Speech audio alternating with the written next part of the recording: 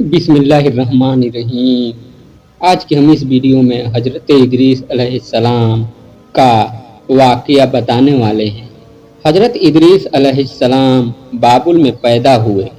ادریس علیہ السلام حضرت آدم علیہ السلام کی 5ویں پشت تھے۔ حضرت ادریس علیہ السلام کی پوری زندگی لوگوں کو نصیحت کرنے اور صحیح راستہ دکھانے میں صرف ہوئی۔ وہ لوگوں کو گناہ سے دور اور اللہ کے قریب کر دیا کرتے تھے۔ ایک اللہ کے نبی کی زندگی کا مقصد یہی ہوتا ہے۔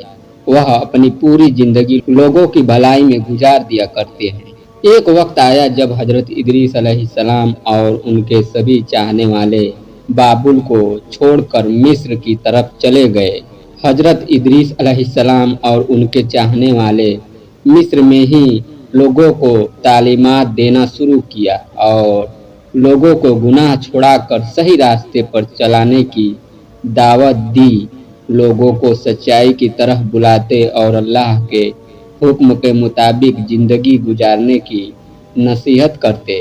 لوگوں کو صدقہ اور زکوٰۃ دینے کو کہتے تاکہ غریبوں اور مسکینوں کی مدد کی جا سکے۔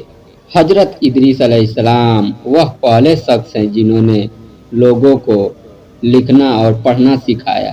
جب قابل کی اولاد شیطان کے بہکاوے میں گمراہ ہو گئی اور کفر اور شرک میں پھنس گئی، یہاں تک کہ نکاح کی رسم ادا کرنے کے بجائے حرام کاری اور گندگی میں پھنس گئی، تو اللہ تعالیٰ نے حضرت ادریس علیہ السلام کو نبی بنا کر ان کے پاس بھیجا۔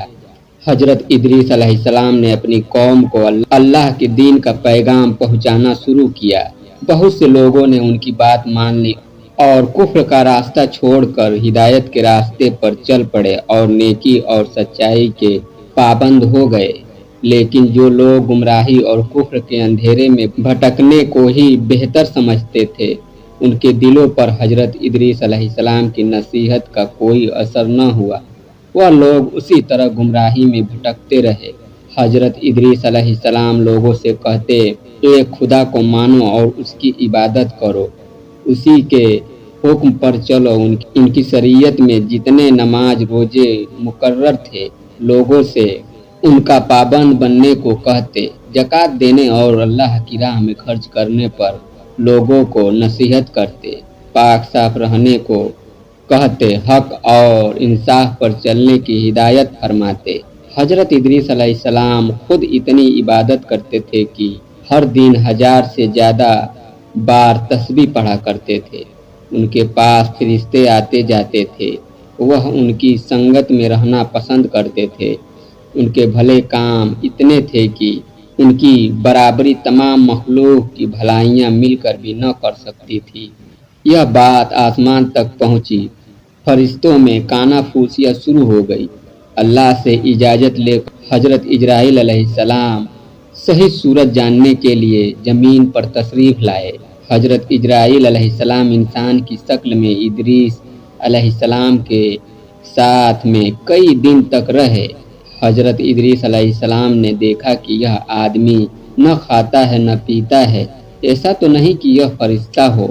جب حضرت ادریس علیہ السلام نے دیکھا کہ یہ تو اجرائیل علیہ السلام ہے، موت کا فرشتہ ہے، تب حضرت ادریس علیہ السلام نے فرمایا، میں موت کا مزہ چکھنا چاہتا ہوں، مجھے چکھاؤ۔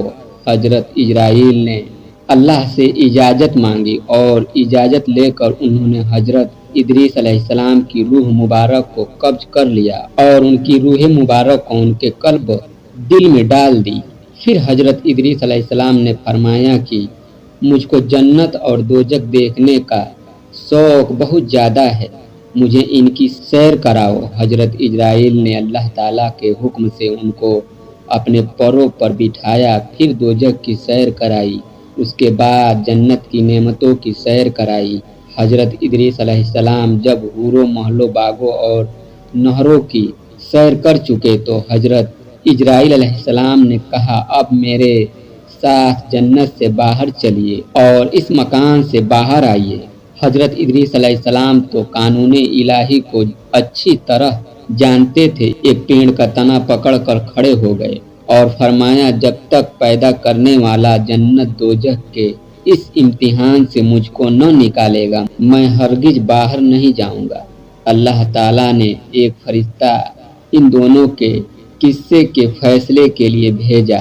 پہلے حضرت اجرائیل نے تمام حالات کہے، پھر حضرت ادریس علیہ السلام نے جواب دیا کہ ہر جان کو موت کا مزہ چکھنا ہے کہ تقاضے کے طور پر موت کے لذت کا کرواہٹ شربت چکھا تمہیں میں سے اس میں یعنی دوزخ میں جائیں گے کے مطابق دوزخ میں داخل ہوا اور اسی رحیم کریم اللہ ہی کے حکم سے جیسا کہ اس نے کہا ہے اس میں سے یعنی جنت سے وہ نکلے نہیں۔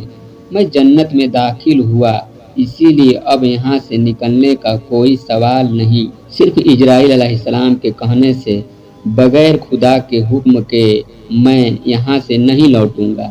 اسی وقت غیب سے آواز آئی یعنی میرے ہی حکم سے داخل ہوا اور میرے ہی حکم سے یہ کام کیا، اسی لیے حق اسی کی طرف ہے۔ کعب احباب رضی اللہ تعالی عنہ سے روایت ہے کہ اس آیت سے مراد ہے کہ ہم نے اسے بلند جگہ اٹھایا، حضرت ادریس علیہ السلام ہی ہیں۔ اس کے بعد حضرت ادریس علیہ السلام جنت سے باہر آئے اور چھٹے آسمان میں فرشتوں کے ساتھ عبادت میں لگ گئے اور جب تک خدا کا ارادہ ہے وہاں موجود ہیں۔ حضرت ادریس علیہ السلام بہت ہی خوبصورت تھے، گیہواں رنگ تھا، مناسب قد تھا، وہ زیادہ تر خاموش رہتے، چلتے وقت ان کی نظر قدموں پر ہی رہتی۔ حضرت ادریس علیہ السلام نے فرمایا 3 نیکیاں اہم ہیں، غصے کے وقت نرمی، تنگی میں صدقہ کرنا، قابو پا لینے پر معاف کرنا۔ فرمایا عقلمند آدمی وہ ہے جو 3 آدمیوں سے ہلکا پن نہ کرے، ایک تو بادشاہوں سے، دوسرے عالموں سے، تیسرے دوستوں سے، اس لیے کہ بادشاہوں کی گستاخی میٹھے عیش کی کرواہٹ جیسی ہے، عالموں کو حقیر سمجھنے سے دین کا نقصان ہے اور دوستوں کا ہلکا پن بے مروتی ہے اور نفرت کرنے کی چیز ہے۔ فرمایا کہ آدمی کو چاہیے کہ مصیبت میں صبر کرے۔ اللہ پاک ہمیں اپنے پیارے رسول صلی اللہ علیہ وسلم کے صدقے دین پر چلنے کی توفیق عطا فرمائے، آمین ثم آمین۔